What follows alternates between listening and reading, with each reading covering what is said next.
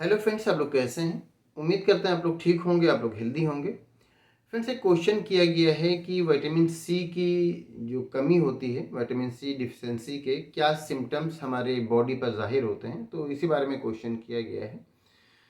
तो vitamin C हम जानते हैं बहुत सारे विटामिन्स हैं जिनकी हमारी बॉडी को नीड होती है, और इसी तरह से विटामिन सी की भी हमारी बॉडी को नीड होती है। और ये सब जो विटामिन्स होते हैं इनकी कोई बहुत ज़्यादा हमारी बॉडी को नीड नहीं होती, बहुत कम क्वांटिटी में नीड होती है।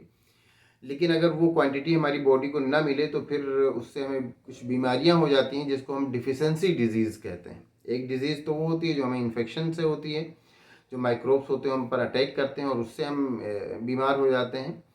और ये इस तरह की जो बीमारियां होती हैं वो एक से दूसरे में फैलती भी हैं। लेकिन जो डिफिशेंसी डिजीज़ होती हैं जो किसी की कमी से होती हैं, चाहे वो किसी भी विटामिन की कमी से हो, मिनरल्स की कमी से हो, तो इनको डिफिशेंसी डिजीज़ कहते हैं। और ये एक दूसरे से फैलती नहीं है।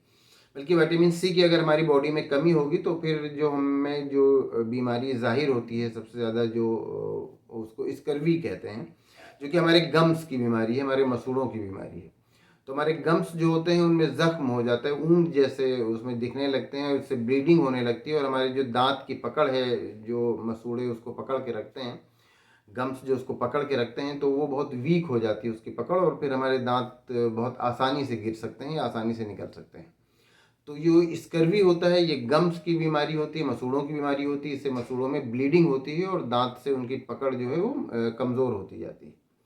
तो एक सिम्टम तो ये हो गया। इसके अलावा अगर हम और भी सिम्टम्स की बात करें या उसका क्या इफ़ेक्ट होता है, विटामिन सी की कमी होती है तो उसका एक इफ़ेक्ट तो ये होता है कि जो वुंड होते हैं, जो ज़ख्म होते हैं, उनका भरना बहुत स्लो हो जाता है, वो आसानी से नहीं भरते हैं। ये भी विटामिन सी की कमी से होता है। इसके अलावा जो जॉइंट है, हमारे जो जॉइंट होती हैं बॉडी में, जॉइंट में पेन भी होता है।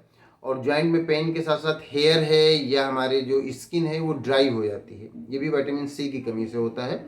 और इसके साथ साथ अगर हम बात करें तो जो हमारा डाइजेशन है उसमें भी प्रॉब्लम आती है। हमारा जो डाइजेस्टिव डिसऑर्डर होता है, तो ये डाइजेस्टिव डिसऑर्डर ये भी हो जाता है विटामिन सी की कमी से। तो विटामिन सी की कमी के कई सारे सिम्टम्स हमारी बॉडी पर ज़ाहिर होते हैं।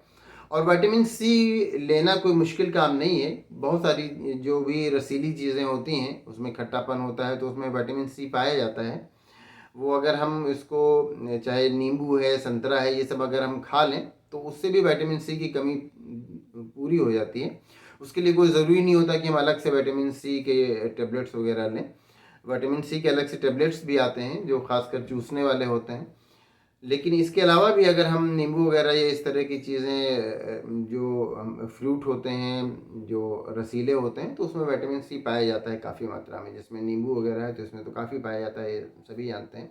तो उससे विटामिन सी की कमी पूरी हो सकती है और पूरी हो जाती है। अगर बहुत दिनों तक हम कोई इस तरह का के फ्रूट ना खाएं, रसीले और सूखे फल खाएं, तो उससे विटामिन सी की कमी हो सकती है।